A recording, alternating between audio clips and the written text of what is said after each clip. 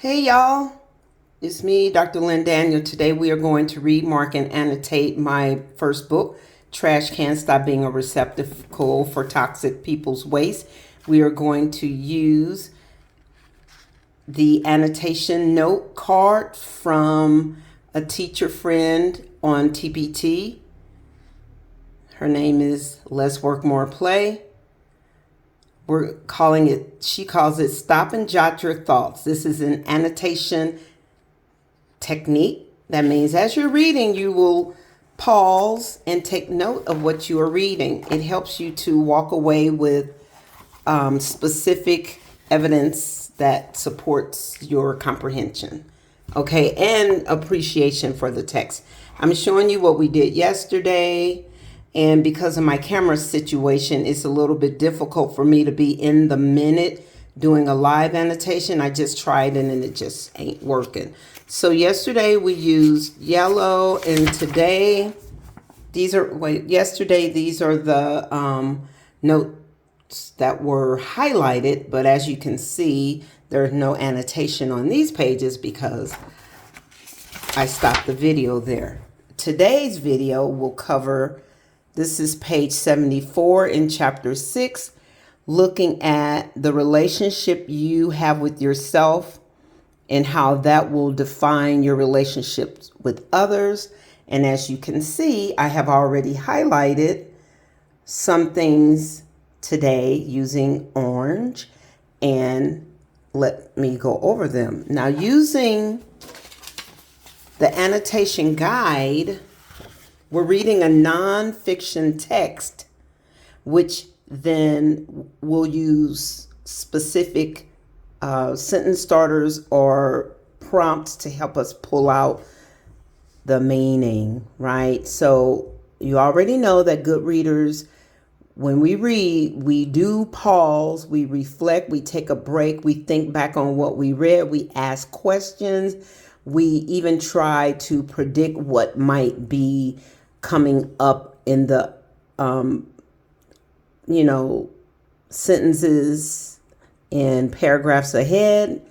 We may try to predict the solutions presented. We may, even if it's nonfiction, we still may try to visualize what it looks like, what the information looks like when it's applied to us. So these are all things that good readers do. So this annotation technique helps you to pull out new facts and details, vocabulary, new words for you. And when you come to the end of a section, you can summarize it better because you have taken times to note things you didn't know, realizations, what you learned, you're still wondering or questioning things. Okay, so now that's the technique. That is the tool. Again, if you want that, you go to Teachers Pay Teachers and get it. If you're a teacher, you can get it. I don't know if parents, you may be able to get it as well. And her name is Less Work, More Play. All right, back to the text. So this paragraph here on 74 is talking about the relationship you have with yourself. It will define your relationship with others. Your inner self is the source of your authenticity. And to live authentically, you have to make time to get to know yourself, to get to love yourself, care for yourself, nurture yourself. Okay, and that's one of the projects that was put forth a few years ago by a musical group that I appreciate, that focus to love yourself better, to care for yourself better. And so it reminds us to be kind to ourselves because life is hard. And sometimes, when we are dealing with toxic people, we're dealing with frustrations and stressors. It's very demanding on you, and it can spiral you into negativity. So it's important for us to take care of ourselves. Okay, so how does it look? So we can sit in silence for 10 minutes daily. We can pray, meditate. We can listen to declarations and affirmations. We can make declarations and affirmations with our own voice. We can make the bed first thing in the morning. We can tidy up our areas. We can avoid logging into digital things and tools in the morning. We can sleep later in the day, or if that will help us, or we can wake up earlier if that helps us. We learn to do the things that help us to get well. And so that's what I highlighted.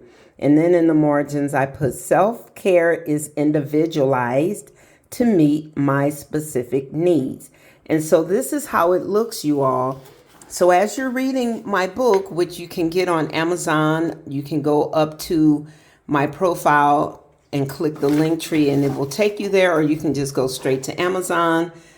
This is the whole point of the book. The whole point of the book is to give you general information and applicable skills to overcome and navigate the stressors of toxicity relationships. All right, thanks. Be blessed.